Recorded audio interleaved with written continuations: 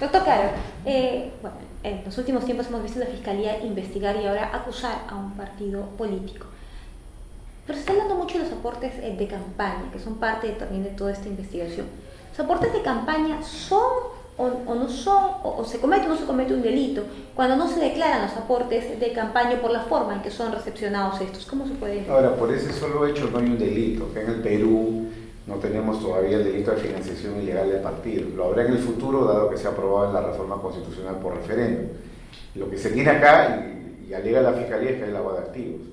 Lavado de activos que implica que los Humala Heredia habrían recibido plata de Venezuela y de Odebrecht, campaña de 2006 y 2011 respectivamente, y que esa plata han ocultado su origen a través de contratos simulados, a través de depósitos pequeños, del pitufeo como se le denomina, con la finalidad de ingresar una parte de eso, evidentemente, al partido, con falsos aportantes, y una parte de eso a su plata personal, a su patrimonio personal, dado que ellos han usado una tarjeta de crédito de la amiga Rocío Calderón, han hecho compras, han pagado hipotecas, es decir, toda una serie de tractos que les han llevado a ellos a apoderarse de parte de ese dinero según la Fiscalía.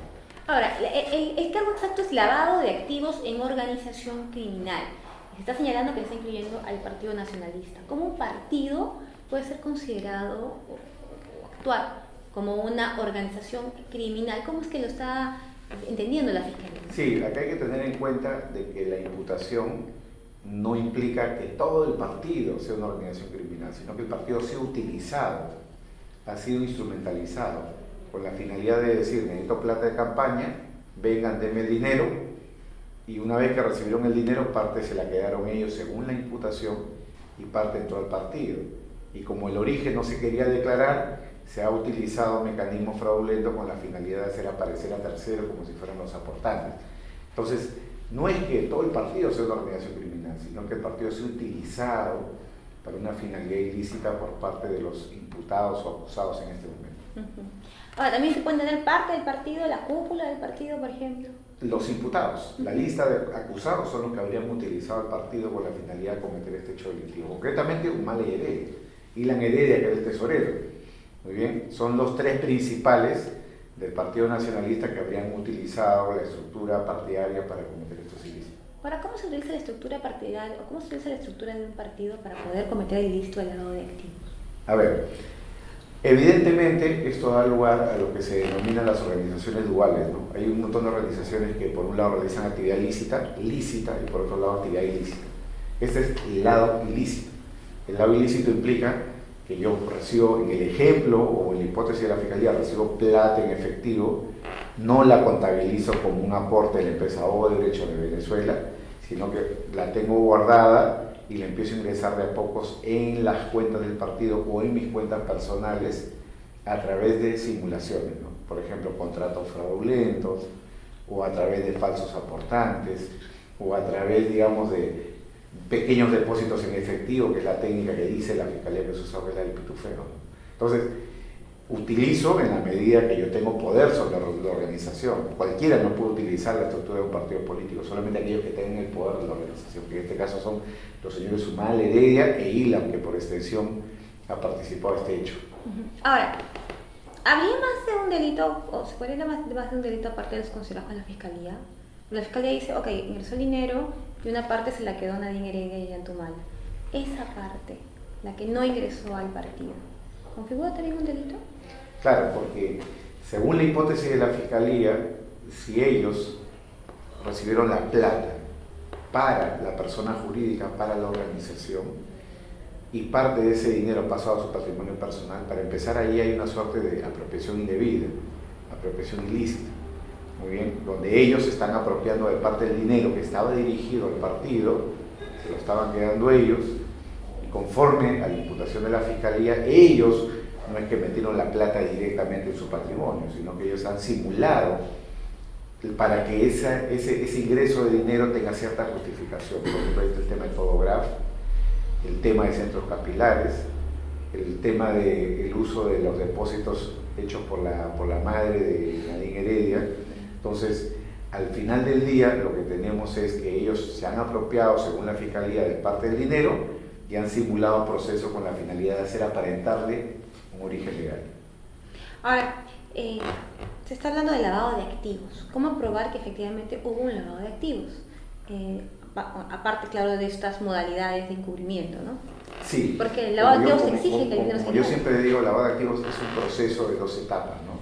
La etapa 2 es de la que hemos estado hablando, que es cómo se ha blanqueado, cómo se ha ocultado el origen del dinero, pitufeo, usar a terceros.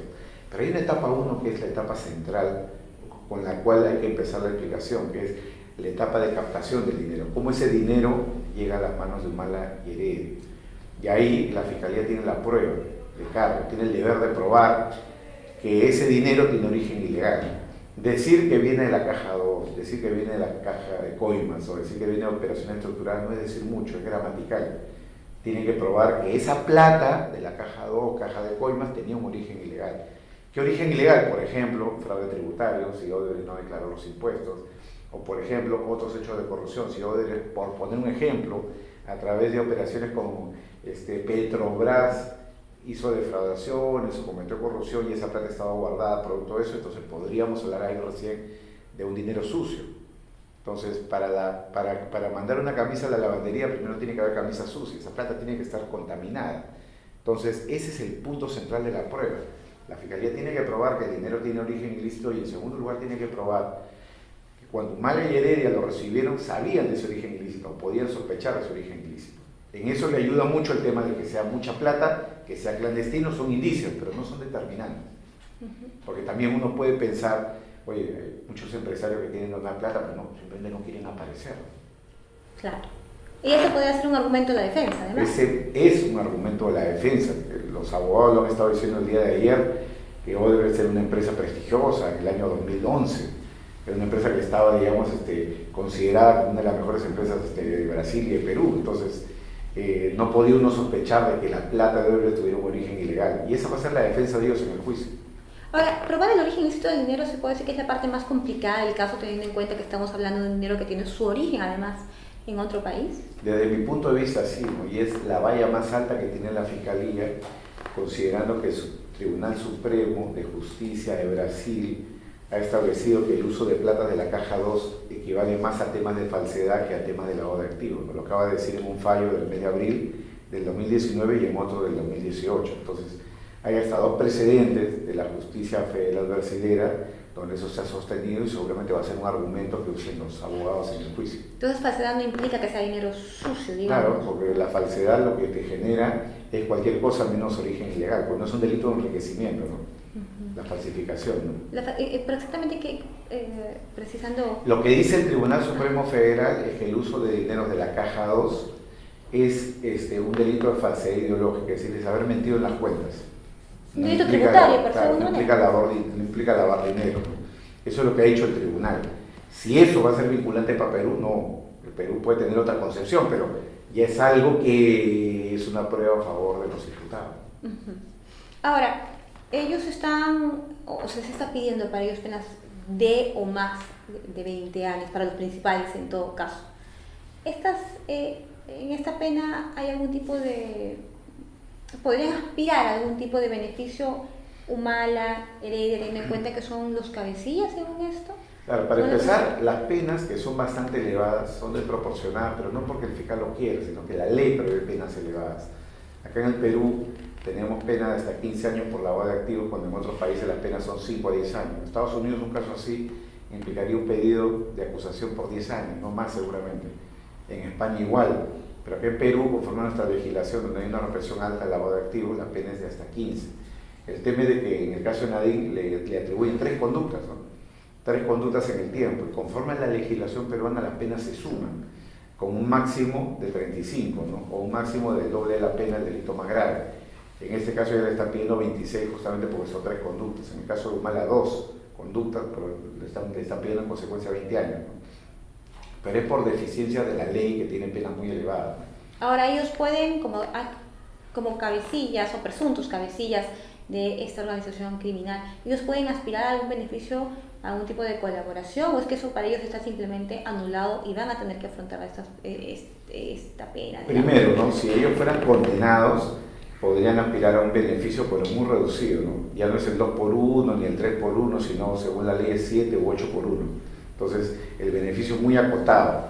Y en segundo lugar, si ellos en el juicio aceptan responsabilidad o culpabilidad, cosa que no creo que suceda, pero en teoría, si lo hicieran tampoco serviría de mucho, porque ya el periodo, la etapa de la confesión sincera ya pasó. Lo único que les cabría es la conformidad o terminación anticipada. Ellos podrían decir me conformo con la acusación y pueden aspirar a una rebaja de 1/6 de la pena, pero no creo que sea una opción por ellos. Ellos van a ir a pelear inocencia.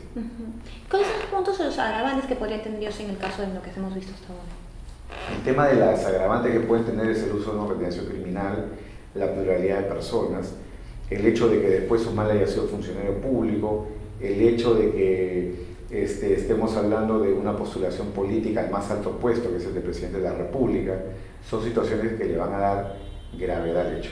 Ok, doctor. Gracias.